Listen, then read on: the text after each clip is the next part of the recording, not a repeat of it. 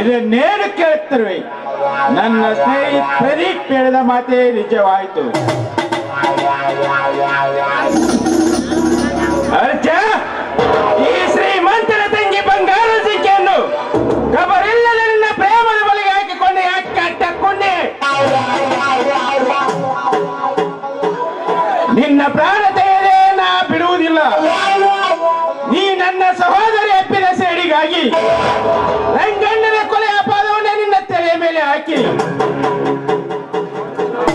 ನಿನ್ನನ್ನು ಕಾರ್ಯಗೃಹಕ್ಕೆ ಕಳಿಸಿ ನಿನ್ನ ತಮ್ಮ ರಾಜುವಿನಿಂದಲೇ ನಿಮ್ಮ ಅಣ್ಣ ಅತ್ತಿಗೆಯನ್ನು ಮನೆಯಿಂದ ಹೊರ ತಳಿಸಿ ಪಾರಿವಾಳದಂತೆ ಅರಿಬಿಚ್ಚಿ ಹಾರಾಡುತ್ತಿರುವ ನಿನ್ನ ಅತ್ತಿಗೆ ಮಂಜಿಯನ್ನು ನಾನು ಅಪ್ಪಿ ಮುದ್ದಾಡಿ ನನ್ನ ಸೇಡು ತೀರಿಸಿಕೊಳ್ಳದಿದ್ದರೆ ನನ್ನ ಹೆಸರು